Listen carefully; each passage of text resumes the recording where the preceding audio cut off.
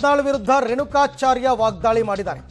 ನಿಮ್ಮ ಹರಕುಬಾಯಿಯಿಂದ ಬಿಜೆಪಿಗೆ ಸೋಲಾಗಿದೆ, ನಿಮ್ಮ ಹರಕುಬಾಯಿಯಿಂದ ವಿರೋಧ ಮಾಡೋದು ಸರಿಯಲ್ಲ, ಕಾಂಗ್ರೆಸ್ ವಿರುದ್ಧ ಹೋರಾಟ ಮಾಡದೆ ಮ್ಯಾಚ್ ಫಿಕ್ಸಿಂಗ್ ಮಾಡ್ಕೊಂಡಿದ್ದೀರಾ ಹೀಗಂತ ದಾವಣಗೆರೆಯಲ್ಲಿ ಯತ್ನಾಳ್ ವಿರುದ್ಧ ರೇಣುಕಾಚಾರ್ಯ ಗುಡುಗಿದ್ದಾರೆ.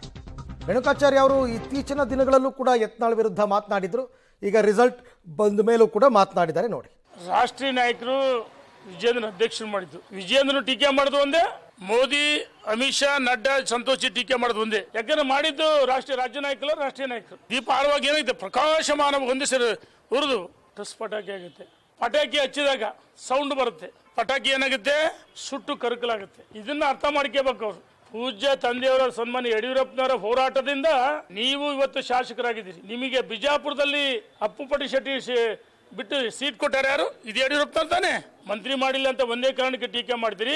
ಈ ಟೀಕೆಗೆ ಯಡಿಯೂರಪ್ಪನವರ ಮತ್ತು ವಿಜೇಂದ್ರ ಅವರ ಶಕ್ತಿಯನ್ನ ಕುಗ್ಸಕಾಲ ರಾಜ್ಯದಲ್ಲಿ ಅವರದೇ ಆದ ವರ್ಚಸ್ಸಿದೆ. ಏನಾಗಿದೆ, ಇವರು ಅಧ್ಯಕ್ಷ ಸ್ಥಾನ ಹಿಂದೆ ಜೆ.ಎಚ್. ಪಟೇಲ್ ಬಹಳ ತಮಾಷೆಯಾಗಿ ವ್ಯಂಗ್ಯವಾಗಿ ಒಂದು ಮಾತನ್ನು ಹೇಳಿದ್ರು. ಮುಂದೆ ಗೂಳಿ ಹೋಗ್ತದಂತೆ, ನಾನು ಅದನ್ನ ಎಲ್ಲವನ್ನೂ ಹೊಡೆದು ಹೇಳಲ್ಲ. ಗೂಳಿ ಹೋಗ್ತದಂತೆ, ತೋಳ ಕಾಯ್ತದಂತೆ, ಹಿಂಗೆ ತೋಳದ ಕಥೆ ಆಗುತ್ತೆ. ಕಾದ್ ನೋಡ್ರಿ.